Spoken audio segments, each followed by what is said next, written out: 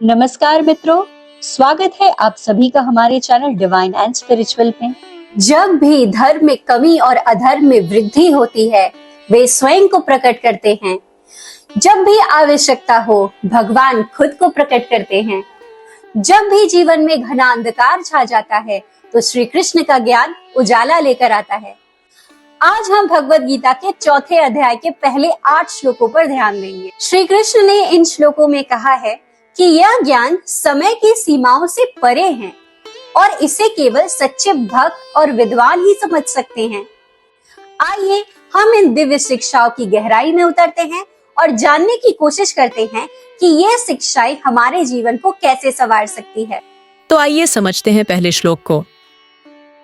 श्री भगवान उवाच इमं विवस्वते योगम प्रोक्तवानहमव्ययम् विवस्वान्मनवे प्राहमनुरिक्ष्वाकवे ब्रवीत। इस श्लोक में श्री कृष्ण कहते हैं कि उन्होंने यह अविनाशी योग सबसे पहले सूर्यदेव विवस्वान को बताया था। विवस्वान ने इस ज्ञान को अपने पुत्र मनु को दिया और फिर मनु ने इसे अपने पुत्र राजा इक्ष्वाकु को सिखाया। इस प्रकार यह ज्ञान पीढ़ी दर पीढ़ी आगे बढ़ता गया। यहाँ श्री कृष्ण बताने का प्रयास कर रहे हैं कि यह ज्ञान नया नहीं है, बल्कि अत्यंत प्राचीन है, जो पहले से ही दुनिया में मौजूद था। इसका उद्देश्य धर्म और जीवन के कर्तव्यों को समझना और आत्मा के वास्तविक स्वरूप को पहचानने में सहायता करना है। चलिए अब समझते हैं दूसरे श्लोक को। एवं परंपरा प्राप्तम इमं राजर्षयो विदु स्काले नेह महता योगो नष्ट परंतप।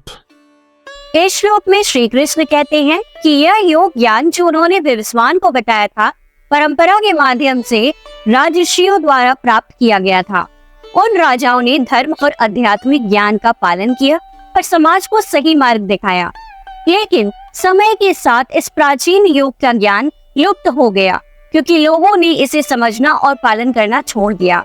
श्री कृष्ण अर्जुन को याद दिलाते हैं कि समय की गहरी चाल से यह महत्वपूर्ण ज्ञान हो गया और अब इसे पुनः स्थापित करने की आवश्यकता है ताकि धर्म का पालन किया जा सके। तो आइए समझते हैं तीसरे श्लोक को। सेवायम मया तेद्य योग प्रोक्त पुरातन भक्तोसी में सखा चेति रहस्यम ह्येतदुत्तमम्। इस श्लोक में श्री कृष्ण अर्जुन से कहते हैं कि वही पुरातन योग जो समय के साथ लुप्त हो गया था, आज वे उसे फिर से अर्जुन को बता रहे हैं। इसका कारण यह है कि अर्जुन श्री कृष्ण के प्रति भक्त हैं, तो उनके प्रिय सखा भी हैं। श्री कृष्ण बताते हैं कि यह ज्ञान अत्यंत गूढ़ और रहस्यमय है, जिसे केवल एक सच्चे भक्त और मित्र के साथ ही साझा किया जा सकता है। इस श्लोक के माध्यम से भगवान अर्जुन के प्रति अपने विशेष प्रेम और विश्वास को व्यक्त करते हैं और इस ज्ञान को देने का अधिकार उन्हें मानते हैं। चलिए अब समझते हैं चौथे श्लोक को। अर्जुन उवाच अपरं भवतो जन्म परम जन्म विवस्वत कथमेतद् विजानीया त्वमादौ प्रोक्तवानिति। इस श्लोक में अब अर्जुन श्री कृष्ण से प्रश्न करते हैं कि आपका जन्म तो हाल ही में हुआ है, जबकि सूर्यदेव का जन्म तो बहुत पहले हुआ था। फिर यह कैसे संभव है कि आपने इस प्राचीन योग को सूर्यदेव को सबसे पहले बताया? अर्जुन श्री कृष्ण के दोनों जन्मों, अपने वर्तमान मानवीय रूप और सूर्यदेव के काल के बीच के समयावधि को लेकर संशय में हैं। लेकिन वह जानना चाहते हैं कि भगवान कैसे इतने प्राचीन समय में विवस्वान को यह योग उपदेश दे सकते हैं, जबकि उनका जन्म बहुत बाद में हुआ था। अब समझते हैं पांचवें श्लोक को। श्री भगवान उवाच बहूनि मे व्यतीतानि जन्मानि तव चार्जुन तान्यहं वेद सर्वाणि न त्वं वेत्थ परंतप। श्री कृष्ण अर्जुन को उत्तर देते हुए कहते हैं कि हे अर्जुन, मेरे और तुम्हारे कई जन्म हो चुके हैं। मैं उन सभी जन्मों को जानता हूँ, लेकिन तुम अपने पूर्व जन्मों को नहीं जानते। श्री कृष्ण यहाँ पर अपने दिव्य स्वरूप का बोध कराते हैं कि वह साक्षात ईश्वर हैं, जो समय, जन्म और मृत्यु से परे हैं। वे अर्जुन को समझाते हैं कि उनकी चेतना अविनाशी और सर्वज्ञ है, जबकि मनुष्य की चेतना सीमित होती है। इसलिए अर्जुन अपने पूर्व जन्मों को स्मरण नहीं कर सकते। श्री कृष्ण को सभी जन्म और घटनाएं ज्ञात हैं। अब समझते हैं छठे श्लोक को। अजोपि सन्नव्ये आत्मा भूतानामीश्वरोपि सन् प्रकृतिम स्वामधिष्ठाय संभवाम्यात्म माया।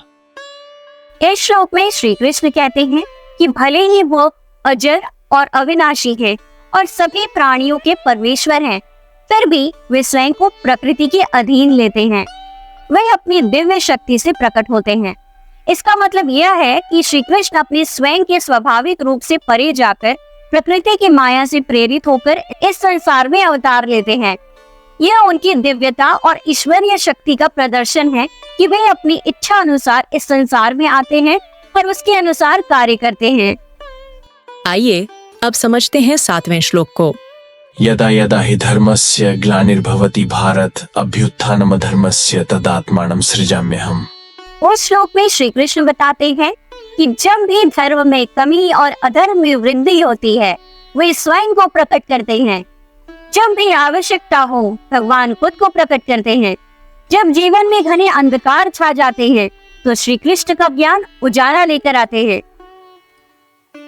श्री कृष्ण अपनी दिव्य शक्ति से स्वयं को प्रकट कर इस स्थिति को सुधारने के लिए अवतार लेते हैं। उनका उद्देश्य है कि वे धर्म की पुनर्स्थापना करें और समाज में नैतिकता और सत्य की ओर मार्गदर्शन प्रदान करें। आइए अब समझते हैं 8वें श्लोक को।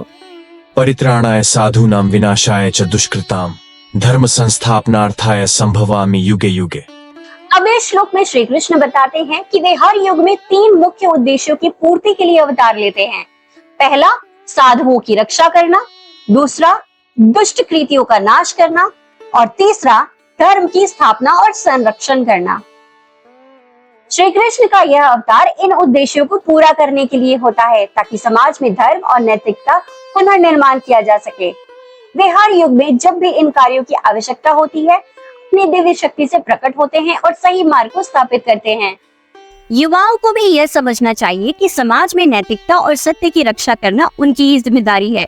जब भी वे देखें कि धर्म की कमी हो रही है उन्हें खुद को सुधारने और दूसरों को भी प्रेरित करने की कोशिश करनी चाहिए। श्री कृष्ण ने कहा है कि यह दिव्य ज्ञान प्राचीन काल से लेकर आज तक एक परंपरा के रूप में चला आ रहा है। युवाओं को भी यह समझना चाहिए कि आध्यात्मिक ज्ञान और शिक्षाएं केवल धार्मिक ग्रंथों तक सीमित नहीं हैं, बल्कि जीवन में मार्गदर्शन प्रदान करने वाला सिद्धांत है। इन्हें जीवन में लागू करने से वे सही मार्ग पर चल सकते हैं। यह भी समझना चाहिए कि भौतिक और मानसिक समस्याओं के बावजूद ईश्वर की शक्ति और मार्गदर्शन हमेशा उपलब्ध है। उन्हें इस शक्ति को पहचानना और उनका सम्मान करना चाहिए। वे यह भी सीखना चाहिए कि हमारे कर्म चाहे वे छोटे हो या बड़े हो समाज पर प्रभाव डालते ही हैं। इसलिए हमें अपने कर्मों में सद्गुण और ईमानदारी का पालन करना चाहिए। कृष्ण के ज्ञान को प्राप्त करने से हम आत्मज्ञान की ओर बढ़ सकते हैं और अपने जीवन को सही दिशा में ले जा सकते हैं। तो चलिए हम इन दिव्य शिक्षाओं को अपने जीवन में अपनाएं और अपने कर्मों और विचारों में धर्म और नैतिकता की वास्तविकता को समझें। अगर आपको हमारे वीडियो पसंद आए तो कृपया लाइक और सब्सक्राइब जरूर करें। कमेंट्स में हमें बताएं कि आप किस विषय पर और जानना चाहेंगे।